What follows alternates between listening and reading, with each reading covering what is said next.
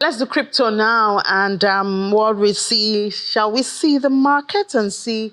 It's a red Friday now, even losing the 56 we had yesterday. So now Bitcoin is 55,970. So I wonder if in all of this, it's still a good time to jump on the market. I just wonder. It lost 1.76% in the last hour or so. Ethereum is also in the red, Solana in the red, XRP in the red, Cardano in the red, BNO. It's a red Friday in short. It is a red Friday. But let's see top stories in the crypto space. We see that Telegram CEO, he's been arrested and banned from leaving France. There makes his first public statement.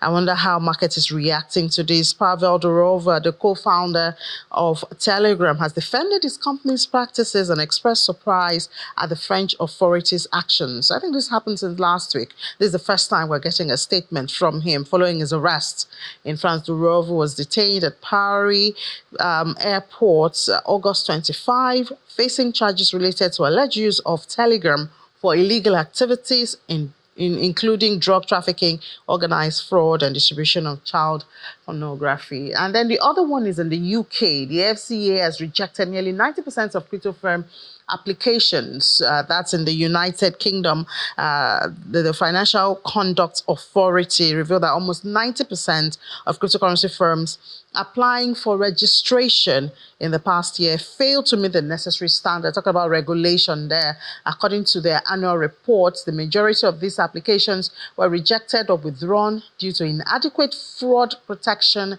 and money laundering protocols. So a whole lot of checks still going on right there. We talked about this earlier. I believe this week, Mastercard has finally unveiled a Euro crypto debit card, but it's in the EU, it's not in Nigeria. So it's Mastercard that you can use for crypto transactions, but it's in the European Union. Now let's settle to this now with Onua. Onua Abudo is my Friday customer. I've been missing for a bit, but it's good to have you back this Friday. Onua, good afternoon. Yeah, good afternoon.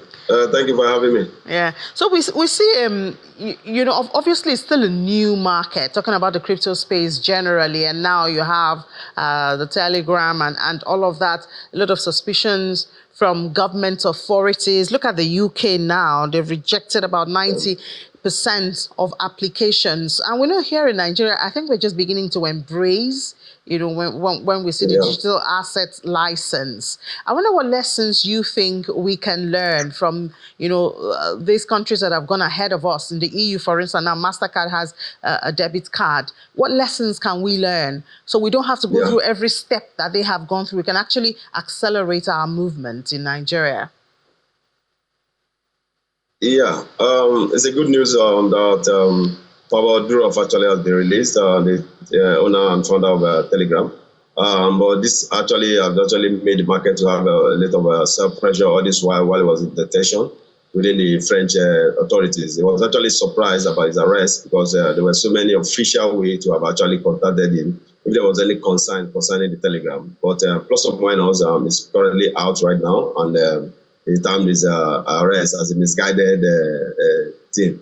But nevertheless, the crypto space will still continue to forge ahead. For the UK government, under the FCA, the Financial Conduct Authority, rejecting applications for all crypto firms, it's not too good for now because there are a lot of opportunities in the crypto space. So, but for the strict innovation that the UK is trying to bring under this regulation of anti-money laundering, that's the reason why most of this application was actually rejected. About 35 of them were actually applied for in the past years, and only 4 was actually approved, representing about 87% of such application, which is not too good at all. So, but what innovation will they really have on the market and the future of the UK for future innovations when it comes to crypto? It means that most of these firms actually will withdraw their applications and sort out for other countries to look for a better deal that has less regulations and all these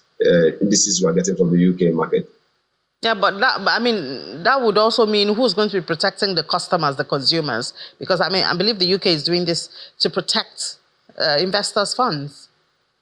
Yes. The UK is doing that to protect the customers' funds, but at the same time, to the crypto space is quite very innovative on its own. So I think they need to work within both parties to know, okay, which areas are we having a very high risk to protect the customers and also protect the regulations within the country. They come to agreement, but with that harsh way of actually rejecting most of these applications, UK might face a future rejection when it comes to trying to set up some of these companies within the crypto space. Because the crypto has gone very, very far as we speak. As we speak right now, in Brazil, they're trying to set up a digital currency of the central bank. So that's having like a central bank of digital asset in Brazil. So while other countries are actually having restrictive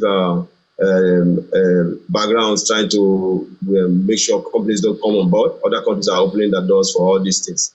As for Mastercard coming up with the European Union to format this debit card for crypto activities and transactions, is a very good step in the right direction, because it means that individuals and users can actually spend their money without actually converting to fiat money.